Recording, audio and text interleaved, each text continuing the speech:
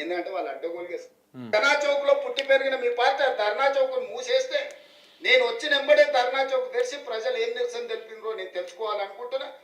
ఆ ధర్నా చౌక్ లో నిరసన వాళ్ళ యొక్క సమస్య, ఆ సమస్యను పరిష్కరించడం బాధ్యతను ధర్నా చౌక్ ఓపెన్ చేసినందుకు నా మీద కోపం ఉందా, నాకు పట్టు రాలేదా అని నేను అడుగుతున్నా. నేను ధర్నా చేయనిచ్చినందుకే కదా మీరు పట్టు రాలేదంటున్నారు. అదే పోలీస్ సిబ్బంది ఒక 11 మంది మాత్రమే మారినాం. ఒక కుటుంబం ఒక 11 మంది మంత్రులు మారినాం. మిగతాలంతా సేమ్ అదే వ్యవస్థ కదా. అది ధర్నా చౌక్ ఓపెన్ చేశాను నేను అంటాడు. నువ్వు ధర్నా చౌక్ ఓపెన్ చేసుడు కాదు, ధర్నా చౌక్ ఓపెన్ చేసి అక్కడ ఎంతమందికి పర్మిషన్ ఇస్తున్నావు, ఎంతమంది ధర్నా చేసుకోవడానికి ఇస్తున్నావు? గదే బక్క చేశాను. నేను ఒక్కనే పోయి ధర్నా చేసుకుంటా అంటే 10 రోజులు తిప్పిండు ఆయన. గది ధర్నా చౌక్ ఓపెన్ చేసి అంటే పేరు ప్రచారానికి మాత్రం ఇట్లా చెప్తాడు, తర్వాత మాత్రము అది చేయాల్సినని చేస్తాడు. ఎంతమందికి అనుమతులు ఇస్తా ఉన్నారు ధర్నా చేసుకోవడానికి? 144 సెక్షన్లు ఎన్ని రోజులు పెట్టారు మీరు ఆ ప్రాంతంలో?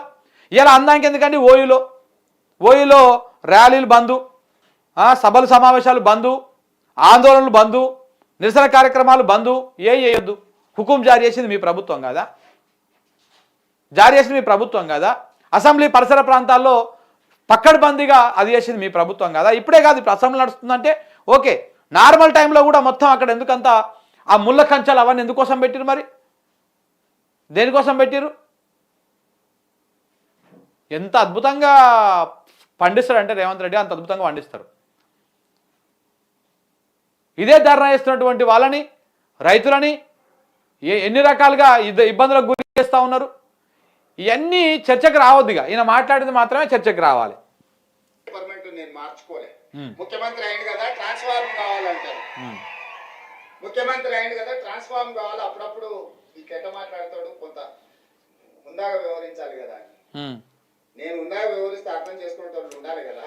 మీరు ముందు వ్యవహరించండి సార్, మీరు ముందు హూందాగా వివరించండి, అది నేర్చుకోండి. ఫస్ట్ హూందాగా వివరించేటువంటి దీన్ని మీరు నేర్చుకోండి. ముందు నేర్చుకున్నాక ఆటోమేటికల్లీ అన్నీ అదవుతాయి.